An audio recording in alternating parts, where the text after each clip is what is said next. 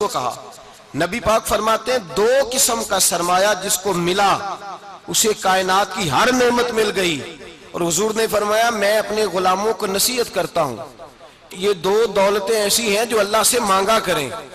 صبح و شام رب کریم سے ان دو پیسوں کا سرمایہ کا اس خزانے کا سوال کریں. یہ مل گئے تو تمہیں ہر شے مل گئی. یا رسول اللہ وہ کون کون سی چیزیں ہیں؟ فرمایا ایک جس شخص کو اللہ نے معاف کرنے کی دولت عطا کر دی, جو معاف کرنے لگ گیا, جس کی طبیعت میں درگزر آ گیا, جو معاف کرنے لگا, غلطیاں معاف کرنے لگا, جس کو ایک دولت یہ مل گئی. اور دوسرا میرے مصطفیٰ نے فرمایا جسے اللہ نے یقین کی دولت عطا فرما دی.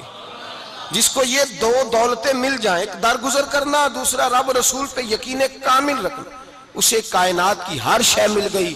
میرے نبی پاک نے فرمایا جب بھی دعا مانگو خدا سے یہ دو نعمتیں مانگا کرو, عرض کیا کرو اے اللہ درگزر کی دولت عطا فرما, اے اللہ تو ہمیں یقین کی دولت عطا فرما, ایمان کی قوت اور پختگی نصیب فرما. میرے بھائی حضور نے فرمایا مانگ کے لو. کمزور ایمان والا شخص کسی کام کا نہیں ہوتا. جس آدمی کے ذہن میں شک کا بیج ایک دفعہ جنم لیتا ہے وہ آدمی تو غلام سے بدتر ہے. بے کیف سجدہ, روٹھی روٹھی سی عبادت, اس کی زندگی کیفیات سے خالی ہے.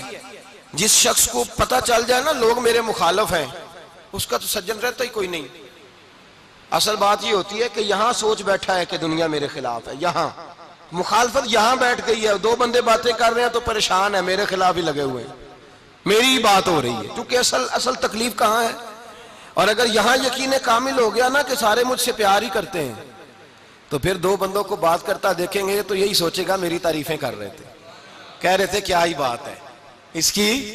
او بھائی یاد رکھیں یہاں اپنے آپ کو اطمینان دیں, یقین کی دولت دیں, قرار کی دولت دیں, سکون کی دولت دیں. یقین, اطمینان. اگر آپ کو ایمان اور یقین حاصل ہو تو پھر دعا کریں اللہ اس پر استقامت عطا فرمائے.